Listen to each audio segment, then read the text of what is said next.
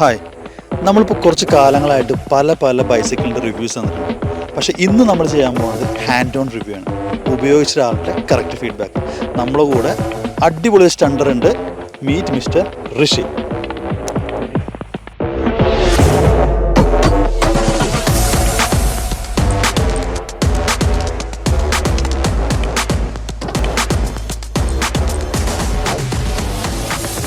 So അപ്പോൾ bicycle കുറേ ആയിട്ട് യൂസ് ചെയ്തിട്ടുണ്ടായിരിക്കുമല്ലോ. അപ്പോൾ നിലവിൽ ഏത് ബൈക്കാണ് യൂസ് ചെയ്യണത്?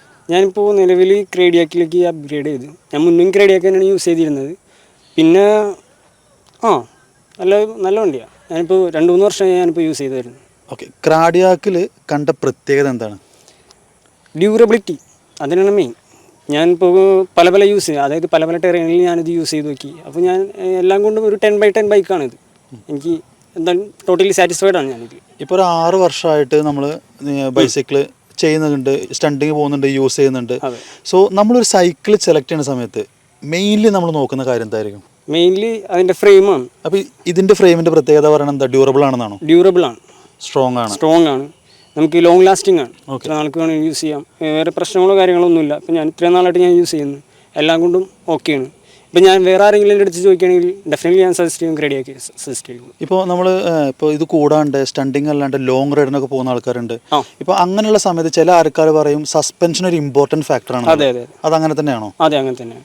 കാരണം സസ്പെൻഷനാണ് മെയിൻ കാര്യം ഇരിക്കുന്നത്.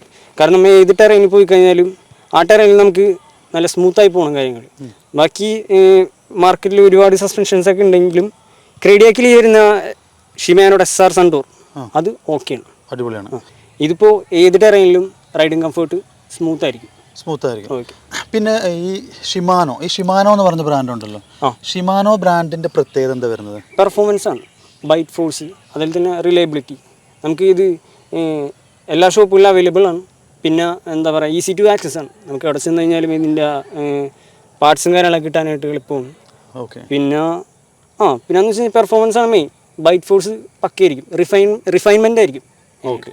ഇപ്പോൾ ഇത് കാണുമ്പോൾ തന്നെ നല്ല അടിപൊളി ഭംഗിയുള്ളൊരു ബൈസൈക്കിളാണ്. സോ ഇത് ഋഷി കസ്റ്റമൈസേഷൻ ചെയ്തതാണോ?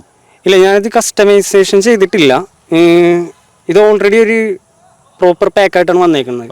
ഇതിലെനിക്ക് കസ്റ്റം ചെയ്യേണ്ട ആവശ്യം വന്നിട്ടില്ല. കാരണം ഇതിനിപ്പോൾ ബ്രേക്കിംഗ് ആയിക്കഴിഞ്ഞാലും സസ്പെൻഷൻ ആയിക്കഴിഞ്ഞാലും ഇപ്പോൾ ബാക്കിലെ ഹബ്ബ് കാര്യങ്ങളൊക്കെ ആയിക്കഴിഞ്ഞാലും ടോട്ടലി പക്കയായിട്ടാണ് വന്നേക്കുന്നത്. പിന്നെ ഈ ലോക്കൗട്ട് ഇത് ആക്ച്വലി യൂസ്ഫുൾ ആണ്. ഇതെന്ന് വെച്ച് കഴിഞ്ഞാൽ നമുക്ക് ഓരോ ടെറൈൻ അനുസരിച്ച് അഡ്ജസ്റ്റ് ചെയ്തിടാം. ഇപ്പോൾ നമ്മൾ ലോങ് ട്രാവൽ, അതായത് റോഡിലൊക്കെ പോവുകയാണെങ്കിൽ നമുക്കിത് ലോക്ക് ഓൺ ചെയ്തിടാം. ലോക്ക് ഓൺ ചെയ്തിട്ടുണ്ടെങ്കിൽ സസ്പെൻഷൻ സ്റ്റിഫായി നിൽക്കും, അതായത് അടിയില്ല.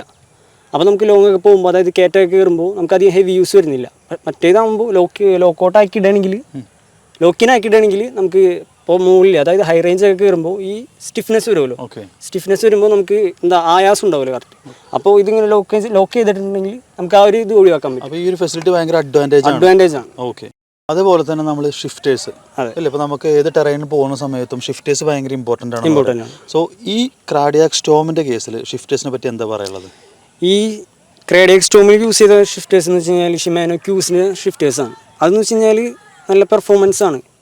അതിപ്പോൾ നമ്മൾ ഏത് ടെറൈനിൽ പോകുന്നില്ലെങ്കിലും, അതായത് ആ ടൈമിങ്ങിൽ തന്നെ ഷിഫ്റ്റ് ചെയ്യുന്നത്, ആ ട്രാൻസ്മിഷൻ പ്രോപ്പറാണ് ഇതിൻ്റെ. പിന്നെ ഇതിപ്പോൾ നമുക്ക് ഈസി ടു ഫിക്സ് ചെയ്യുന്നുള്ള ഒരു സംഭവം തന്നെയാണ്. പിന്നെ നമ്മൾ പറയാറുണ്ട് ഇപ്പോൾ ഇത്രയും സ്പെസിഫിക്കേഷനൊക്കെ ഉള്ള ബൈക്ക് വാങ്ങിക്കുമ്പോൾ ഭയങ്കര പ്രൈസി ആയിരിക്കും. അപ്പോൾ ക്രാഡിയാക് സ്റ്റോം എടുത്തപ്പോൾ ബ്രോക്ക് എന്ത് തോന്നി? നമ്മുടെ പോക്കറ്റ് കീറിയോ അതോ?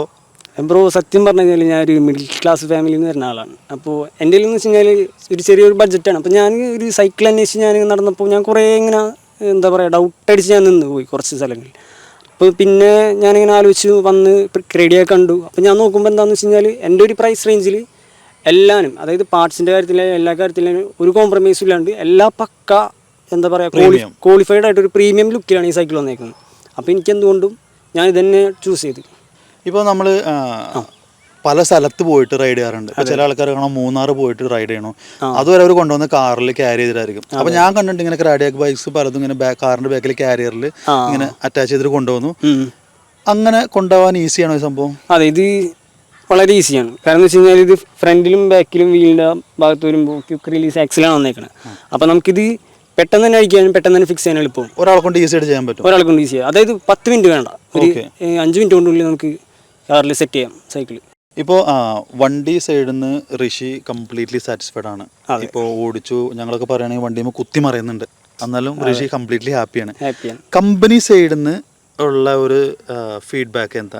കമ്പനീനെ പറ്റി പറയുമ്പോൾ ഇതിപ്പോൾ കമ്പനി സൈഡിൽ നിന്ന് വെച്ച് കഴിഞ്ഞാൽ ഞാൻ ഡോർ സ്റ്റെപ്പ് ഡെലിവറി ഞാൻ ചെയ്തിട്ടുണ്ടായിരുന്നത്. അപ്പോൾ വന്ന പാക്ക് എന്ന് വെച്ച് കഴിഞ്ഞാൽ എല്ലാവരും ഈസി ടു ഫിക്സ് ചെയ്യുന്ന സെറ്റപ്പിലായിരുന്നു. പക്ഷെ അത് നമുക്ക് അങ്ങനെ നിങ്ങൾ തന്നെ ഫിക്സ് ചെയ്ത് കഴിഞ്ഞാൽ അത് ഓക്കെയാണ്. കാരണം എന്ന് വെച്ചാൽ അത് ഒരാൾക്ക് തന്നെ ചെയ്യാൻ പറ്റും. അത്രയും അങ്ങനെയാണ് അവരുടെ സിസ്റ്റം. അങ്ങനെയാണ് അവരുടെ സിസ്റ്റം. ഓക്കെ. പിന്നെ അവർക്ക് ഒരു എന്താ പറയുക, ഇതിൻ്റെ ഒരു ഗൈഡൻസ് കാര്യങ്ങളൊക്കെ ഉണ്ട്. അതിൻ്റെ ഒരു ടാമ്പറും കാര്യങ്ങൾ, അതിൻ്റെ ടെമ്പറും കാര്യങ്ങളൊക്കെ അതവർ അതിൽ കൊടുത്തിട്ടുണ്ടാവും. അപ്പോൾ അത് നോക്കി ജസ്റ്റ് ചെയ്താൽ മതി. ഇപ്പോൾ നിങ്ങളിങ്ങനെ ഫിക്സ് ചെയ്യുന്ന സമയത്ത് എന്തെങ്കിലും ഡൗട്ട് ഉണ്ടെങ്കിൽ, ഇനിയിപ്പോൾ അതല്ല വണ്ടി ഇങ്ങനെ നമ്മൾ കുറച്ച് ഉപയോഗിക്കുന്ന സമയത്ത് എന്തെങ്കിലും കംപ്ലയിൻ്റ് ഉണ്ടെങ്കിൽ അല്ലെങ്കിൽ സർവീസിനൊക്കെ വേണ്ടിയിട്ട് ഇവരെ കോൺടാക്ട് ചെയ്യുമ്പോൾ അവരുടെ സൈഡിൽ നിന്നുള്ള റെസ്പോൺസ് എങ്ങനെയാണ്? ഇവരിപ്പോൾ ഹോം സർവീസ് നടത്തുന്നുണ്ട്, അതായത് വീട്ടിൽ വന്ന് സർവീസ് ചെയ്യുന്നു. അപ്പോൾ നമ്മൾ അങ്ങോട്ട് അയച്ചു കൊടുക്കണ്ട. പണ്ട് പക്ഷെ അങ്ങനെ ഉണ്ടായിരുന്നു അല്ലേ?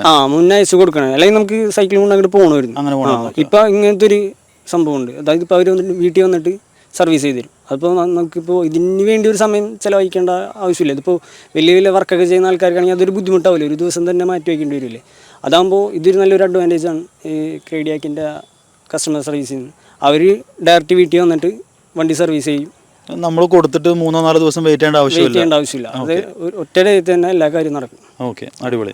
ഇപ്പോൾ ഋഷി പറഞ്ഞു ചെറുപ്പത്തിൽ ഋഷി ബാക്കി 2 പേര് അല്ലെ നെയ്ബേഴ്സ് 2 പേര് അവർ ചെയ്യുന്നത് കണ്ടിട്ട് ഇൻസ്പയർഡ് ആയിട്ടാണ് സൈക്ലിങ്ങിനോട് ഭയങ്കര ഇൻട്രസ്റ്റ് ആയതല്ല. ഇപ്പൊ പുതുതായിട്ട് ഒരാൾ സൈക്കിളൊക്കെ വാങ്ങിക്കാൻ പോവുകയാണെങ്കിൽ ക്രാഡിയാക്ക് സജസ്റ്റ് ചെയ്യോ? വൈ? ഞാൻ സജസ്റ്റ് ചെയ്യും. കാരണം വേറൊന്നും ഉണ്ടല്ല, നമുക്ക് ചെറിയൊരു ബഡ്ജറ്റിൽ തന്നെ നല്ലൊരു അത്യാവശ്യം നല്ലൊരു പ്രീമിയം സ്പെക്കിൽ തന്നെ സൈക്കിൾ കിട്ടും. അപ്പോൾ അതന്നെ ഏറ്റവും വലിയൊരു കാര്യമാണ്. ഒരു ചെറിയ വളർന്നു വരുന്നൊരു അത്ലറ്റിനായി കഴിഞ്ഞാൽ ചെറിയൊരു സ്പെക്കിൽ അല്ല, അത് ചെറിയൊരു ബഡ്ജറ്റിൽ നല്ല വലിയൊരു സ്പെക്ക് ഉണ്ടെങ്കിൽ അവൻ കുറച്ചും കൂടി അഡ്വാൻറ്റേജ് ആയിട്ട് കാര്യങ്ങൾ, അഡ്വാൻസ്ഡ് ട്രിക്സുകളൊക്കെ പഠിക്കാൻ പറ്റും. അത് കുറച്ചും കൂടി നല്ലതാണ്. Thank you so much. All the very best.